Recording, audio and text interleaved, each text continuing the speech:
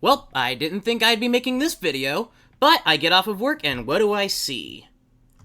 So, History in the Dark. Yeah. I don't really watch him, therefore I'm not entirely familiar with his content. I've seen a few here and there, and the other things I've heard aren't exactly the best. But this video I decided to watch for a very specific reason. So, in 1993, there was this little-known movie, you probably haven't heard of it, called The Fugitive, starring Harrison Ford and Tommy Lee Jones. The movie was surprisingly successful despite the shitstorm of a production it had. It was well put together, it was action-packed, and a lot of people will agree it was one hell of a blockbuster that year. But, of course, that's not what I'm here to talk about. The famous bus train crash, where they used an actual train to crash into an actual bus, and then wrecked the actual train in an actual train wreck, etc., etc. Now, I've been wanting to make a video on this subject for a very long time. I spent a lot of time researching all I could, not about the locomotives, but also about the rolling stock, and I've even interviewed several of the GSMR employees over the phone to get even more details about production and the history of said stock used. One of these bits of rolling stock used for the film was a GP7 numbered 777 that only had a few seconds of a cameo in the movie and wasn't entirely used. I have the full story in that, but again, I hope to save that for a future video. I hope. I'll get into that in a second. So, GP7 number 777, how fitting, was the locomotive used to push the consist up to the point of impact, and after filming concluded, was then put into excursion service for the Great Smoky Mountains Railway. As in 2020, it was taken out of service and officially retired. Soon enough, another locomotive, a sister locomotive, was also retired and taken out of service. These two locomotives will be bought by Mr. Beast for use in a YouTube video. Now, this YouTube video has been the point of contention for many rail fans, and the thing I have to say is, shut up, it was several years ago already. Unfortunately, History in the Dark didn't get the memo, and he made a video at the time of recording this 4 hours ago, and let's just say I had a few points I wanted to discuss. Again. As if the 2816 video wasn't enough. At least this one has a little bit more tact to it, and less, "What are you doing?" and less yelling and etc. Let's begin, shall we? So, first off, he starts off the video with, "I don't have anything against X." That sounds familiar. Oh yeah, that's right, because he used that exact same phrase in the 2816 video. If you don't have anything against it, then why are you making the video? Or at least starting it off with this, and especially with a clickbaity title and thumbnail. I get it's the whole YouTube algorithm manipulation thing, and we all have to have a grind set, but really? Second point. The second point is more of a minor nitpick, if anything, but how he pronounced U18B really grated me, especially since he correctly pronounces GP30 shortly after that. Seriously? For the amount of train videos he does, you would think he would at least try and get the terminology correct. But again, this is a minor nitpick, if anything, and it's not really important in the grand scheme of things, but it really adds up for the watchability of this video.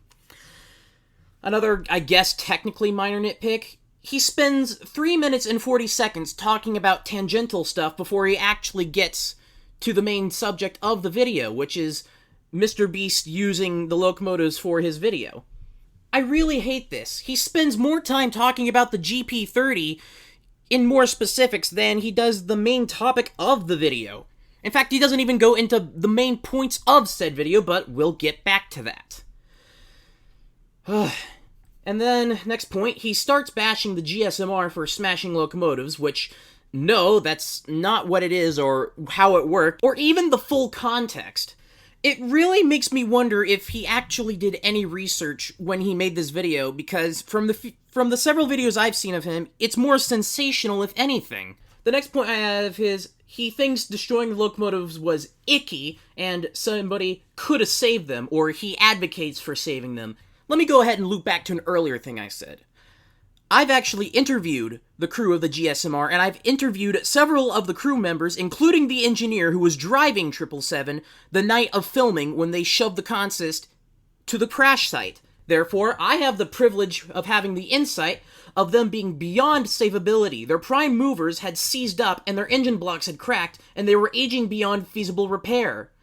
Again, I had actually talked with the GSMR guys, and they said there was pretty much no chance of them ever running again beyond a full overhaul, which, given the age of these locomotives and the fact that they're older models, it proved too costly and too difficult.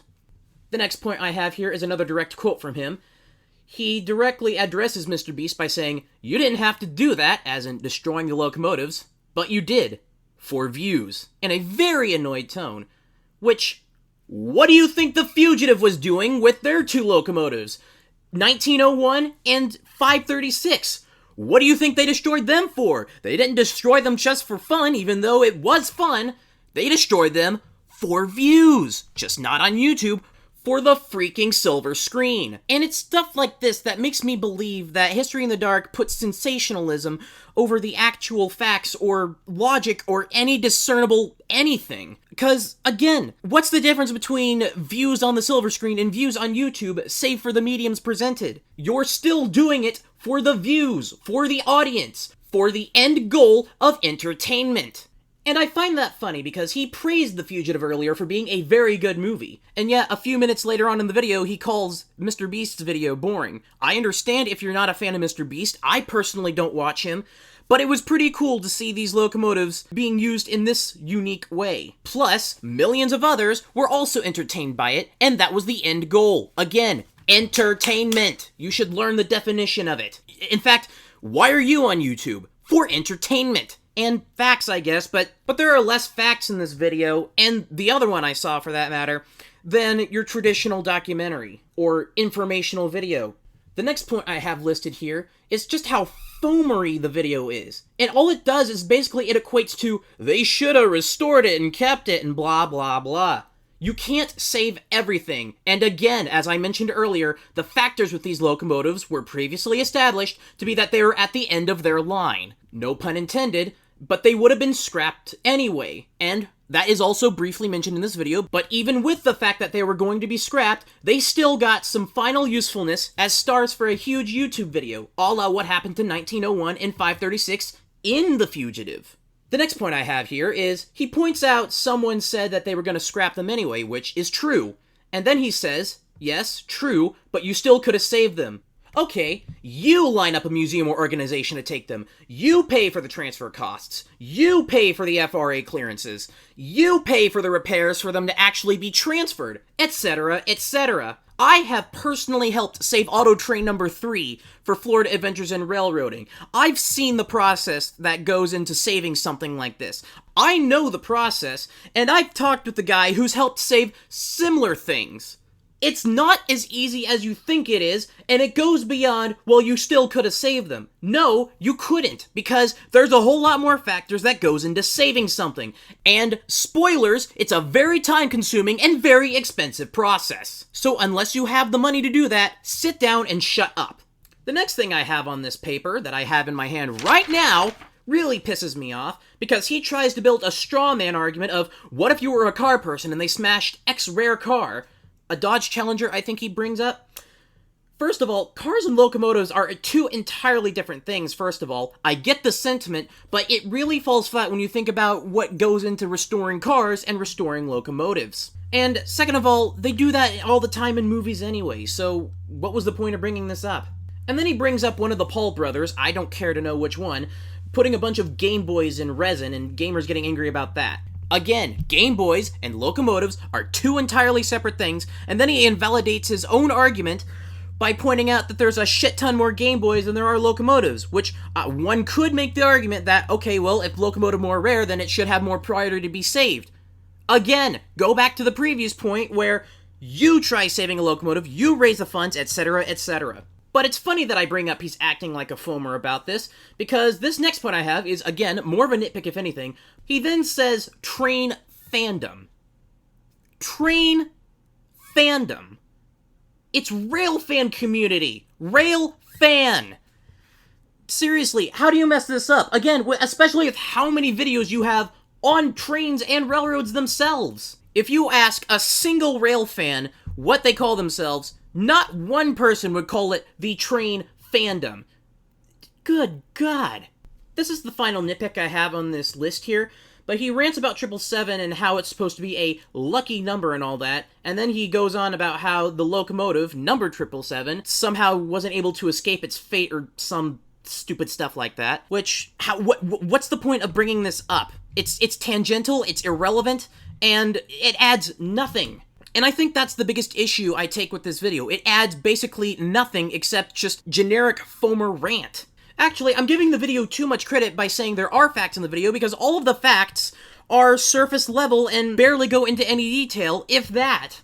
The final point I have here is, even if we lost some cool locomotives, their final acts don't go in vain because, first of all, they got to be in a cool YouTube video, and their destruction actually helped the 722, which has been in restoration hell for God knows how long. I'm not an expert on steam locomotives, but even I can tell that that locomotive has been waiting for its restoration for far too long. And what do you think that takes? Money! So, what do you think they were going to do with those locomotives anyway, when they scrapped them?